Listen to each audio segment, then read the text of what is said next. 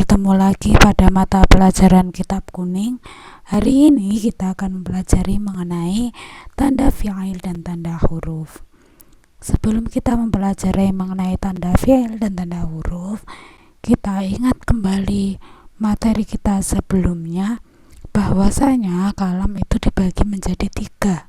Ada isim atau kata benda, ada fi'il atau kata kerja, dan ada huruf.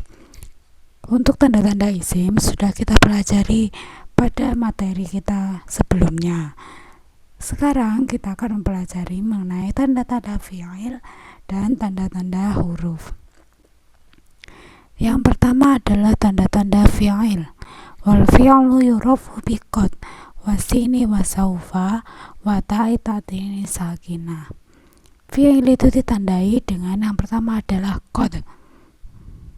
Qad itu bisa masuk pada fi'il madhi dan juga bisa masuk pada fi'il mudhari'.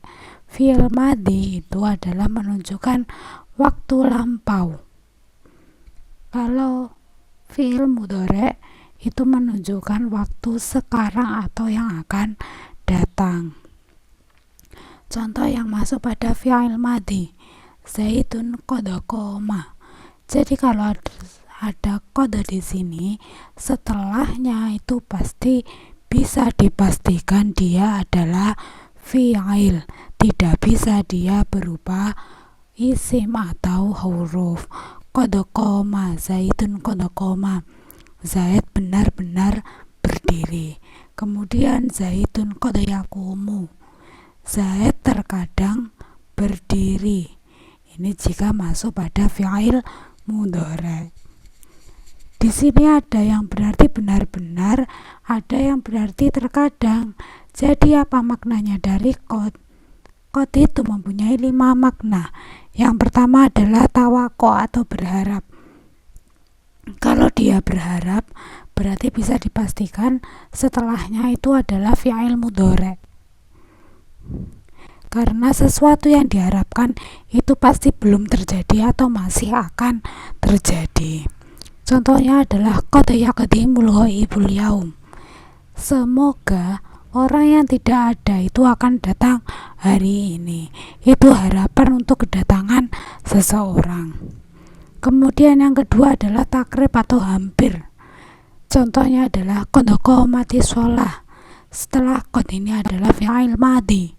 Sholat itu hampir ditunaikan. Kemudian yang ketiga taklil atau sedikit. Ini bukan sedikit berupa barang saja ya, tapi juga bisa berarti terkadang. Contohnya adalah qad ya'lamu ma antum alaihi.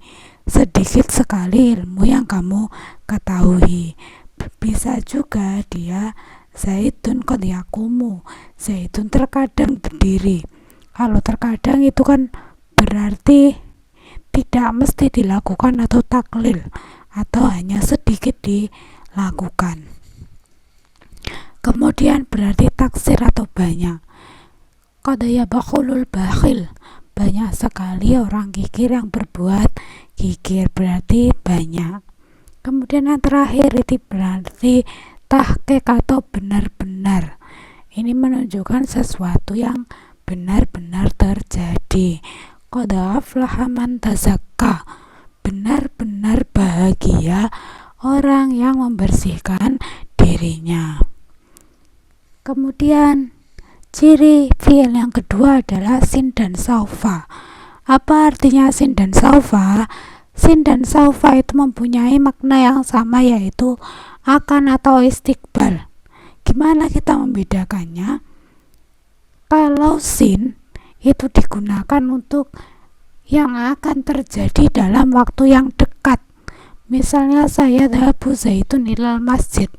Saya akan pergi ke masjid.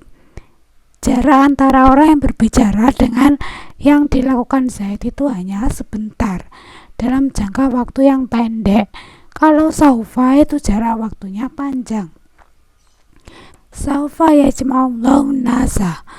Allah akan mengumpulkan para manusia. Kapan mengumpulkannya? Masih nanti dalam jangka waktu yang panjang. Kemudian Kemudian yang terakhir adalah tak tanis sakinah atau tak mati yang bermakna perempuan yang masuk pada fi'il. Duribat Hindun, Hindun telah dipukul. Kemudian komat Hindun, Hindun telah berdiri. Tak tanisnya ini hanya bisa masuk pada fi'il. Kalau ada tak tanis bisa dipastikan dia adalah fi'il dan sifatnya adalah mu'annas atau berarti perempuan.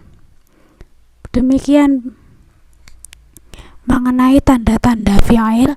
Kemudian kita ke huruf. Apa itu huruf? Huruf itu tidak bisa dimasuki oleh tanda-tanda isim dan tanda-tanda fi'il. Huruf itu dibagi menjadi dua, ada mukhtas, ada ghairu mukhtas. Apa itu mukhtas? Itu adalah huruf yang khusus, bisa masuk pada fi'il saja atau pada isim saja. Misalnya huruf jar, amil nawasih, nida, istisna itu hanya bisa masuk pada isim, nanti kita pelajari. Sedangkan amil jazm, amil nasab yang nanti kita akan pelajari itu bisa masuk pada fi'il saja. Misalnya zaitun fid dari, kalau di itu setelahnya kan pasti isim. Zaitun fid dari, Zaid di dalam rumah. Tidak mungkin kita mengartikan Zaid di berdiri, Zaid di membaca, seperti itu kan tidak mungkin. Jadi setelahnya harus berupa isim. Atau ya Zainab, yaitu panggilan, wahai Zainab. Tidak mungkin kita memanggil wahai berdiri, wahai membaca, wahai menulis. Jadi setelah nida atau panggilan atau ya ini itu harus isim atau kata benda. Ya Zainab, seperti itu.